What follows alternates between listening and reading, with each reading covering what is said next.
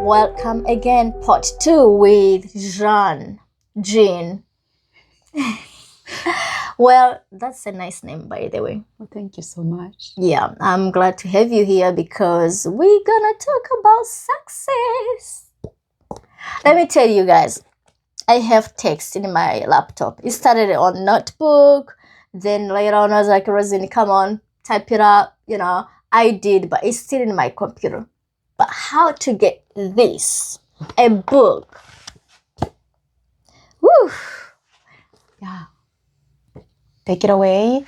So you didn't even ask me a specific question, but the reason I wrote, and again, we're not going to talk deep into the why the book was written, obviously, but or like the story in the book, because we want our audience to go get yourself a copy. So A Voice in the Darkness is the memoir of a Rwandan genocide survivor, and it has how I survived prior to the genocide. It also covers after the genocide, and it covers the now as well. It was published in 2018.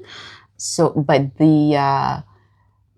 the reason why I wrote the book was after the genocide, my siblings, we will sit together. Those who survived the genocide will sit together. But there was this unspoken word where I'll ask, I am sharing what happened to me, what I experienced. Let's have a conversation about what happened to them. And I'm not kidding. Every single one of my siblings would actually get up and leave. And I realized, and just leave, and I'll be the only one who stays there. And I go, what is it? What is it that makes them uncomfortable to share what happened to them? But I also went back to, I started writing because I felt like my heart was so heavy after surviving the genocide, and I wanted that story. We used to have something, we call it at the table. Before my parents were killed. So we sit at the table and we will talk about the good things that happen in a day. I mean, this was like... That's awesome. Family thing. Every single day, Monday through Sunday, we'll sit at the table in the evening, young and old. Nobody was like at the age range where they would not participate in this conversation. It was like a place that was a safe place for every single one of us as children, mom and dad, to share how our day went, what was the success in a day, and also what was the negative things in a day. Wait a minute. I know, it was beautiful. Come, Gisha family, I need a refund. I'm kidding. I grew up in a stable family and we had fun. That's just a nice thing that I probably... I'm gonna take notes. Daniel, at some point, we're gonna have to talk about something like how to do something like that. I think it's really so precious. It is so beautiful.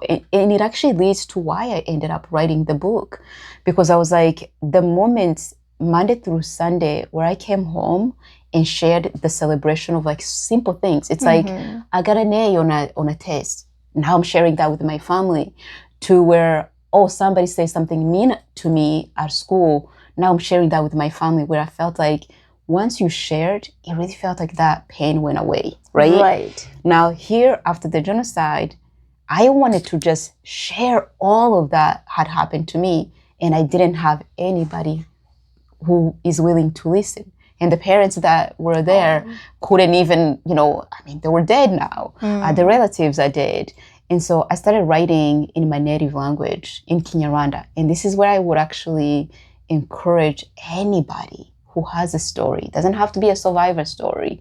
It doesn't have to be a genocide story. Anybody who has something of value that we can teach other people to really think about putting it down.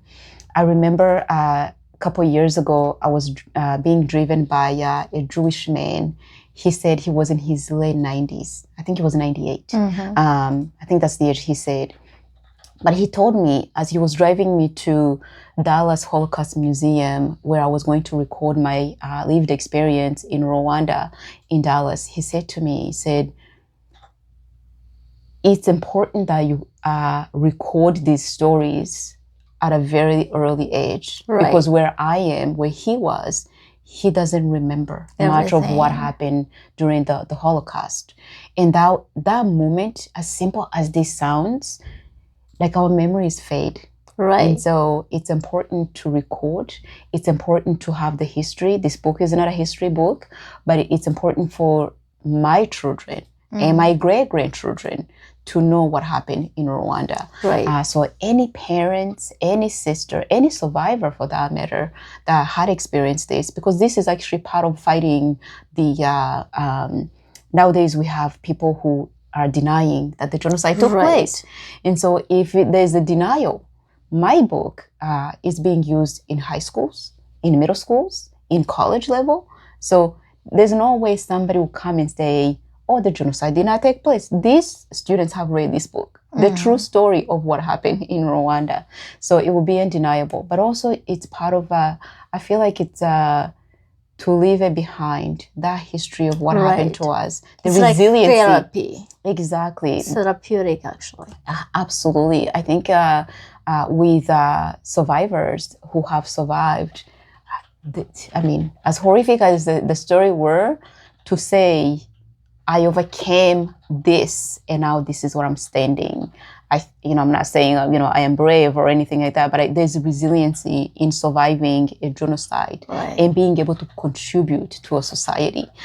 So really start writing. I think that's a key. I started.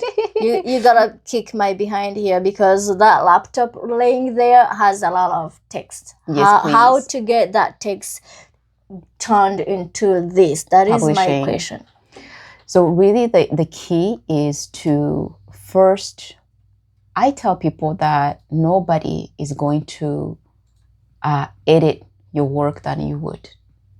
And I am maybe this is where I have issues, control issues, because I feel like if I am writing something that took place, I know it better than anybody else. You know the story. I met great publishers, companies out there that are wonderful, they're doing great things, who will tell me, that part in the story, it's edited. Let's omit it. Let's not tell this part of the story because it's a genocide. You cannot romanticize a genocide, and that's why. Hang on, say it again, girl. You cannot romanticize a genocide. You heard this it. is raw story of what happened. There's romance in here, how I met my husband, and we talk about my son. We talk about where I am today, but really a lot of publishing companies or publishers, they want something that is romantic, that will get on the,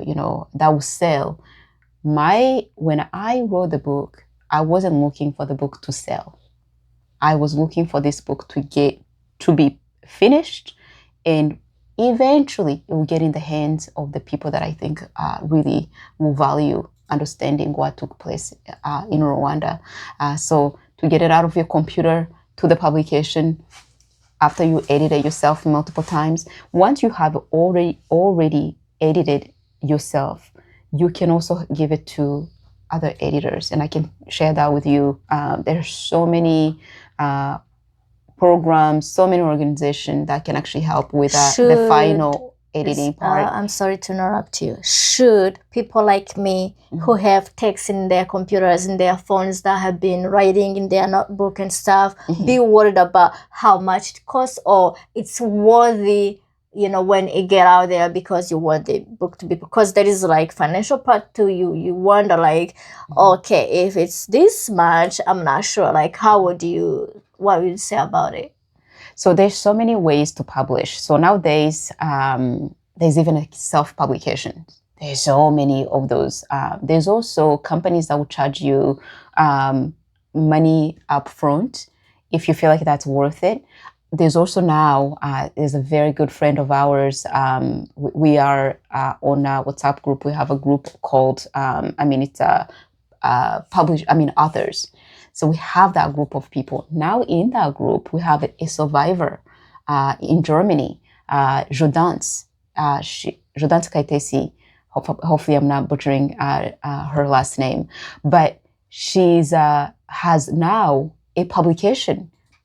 specifically, and I'm sure I can't speak too much of of her work as well because I don't know all the details, but to publish survivors' work, and that's for me that's important to have that somebody who is not going to take away some of the parts because they're heavy. Right. Somebody was going to publish the stories of genocide survivors as they took place. I think that's important. Yeah. So there's self publication that could be done. There's so many platforms. If we you can publish, pin some on the YouTube channel. Absolutely. We can pin those resources for people who really have things to publish, then they know where to look. Exactly. There's also, you can negotiate with your publisher.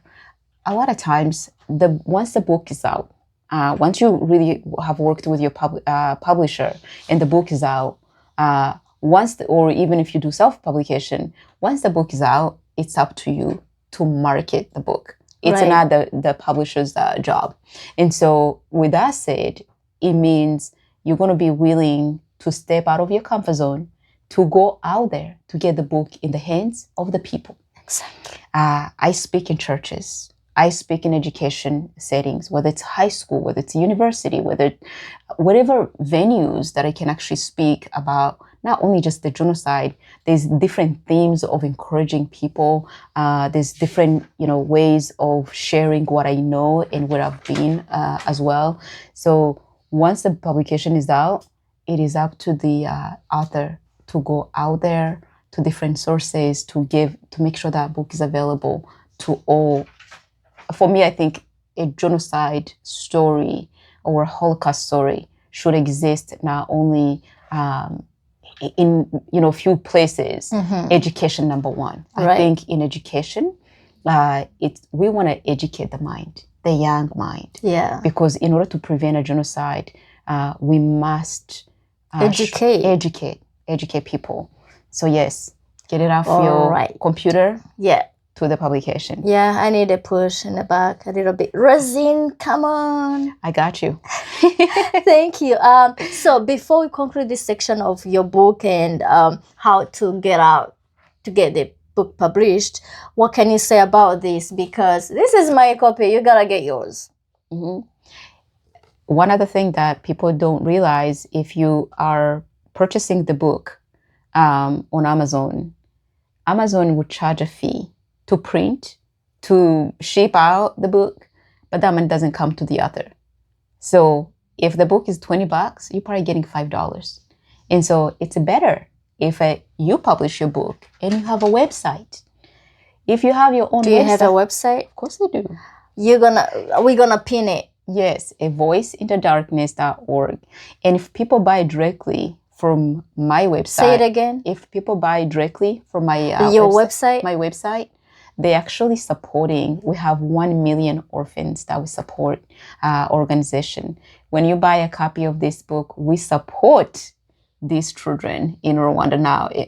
My focus now is Why in Rwanda. Why do you wait for 2 minutes away to get this conversation to talk about orphans? And say it again. So I have a nonprofit organization. It's called 1 Million Orphans because there was over 1 million people who were killed in the genocide. We have 1 million orphans where we support children in Rwanda. And really, one of the things I'm so grateful for that Rwanda has done is this, we are all Rwandans. So we're supporting kids to go to school. We're mentoring them. Those who want to go for vocational or acquire a skill, those kids are being supported.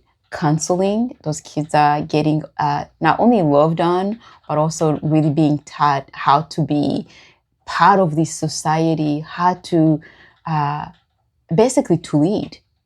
So yeah, 1 million orphans. Are you the founder? Yeah, I am the founder, the president of this nonprofit. Yes. Rosine, check yourself out. What doesn't she do? I go out. Hey, my Rwandan people living abroad. What? I'm trying to remember.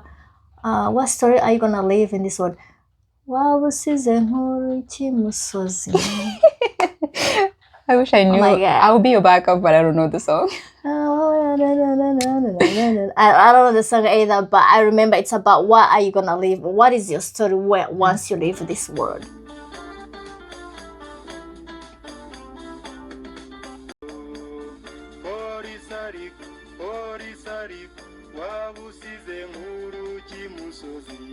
You have a lot. You have a lot, and time is the most enemy in this world. But I'm not gonna let her leave. No, because we're gonna have another part about something. So she has a book. She is a founder of orphanage in Rwanda. So you purchase a book. You help kids in Rwanda who are in need. So please, if you don't even like to read, but you like children, you like to help, I'm gonna pin everything, like all information about like her website, how to purchase a book.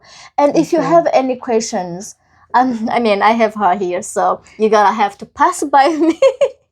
I'm kidding. You can reach out to her or me, and then I mean, she has a lot of things to say because you can take notes. That's all I'm doing. That since I met her, I'm just taking notes. Thank you. Hey, what inspiration person you are. Appreciate it. Thank you for the copy. Of course. Signed copy. Autographed. Signed copy. And yeah, that's how we make connections.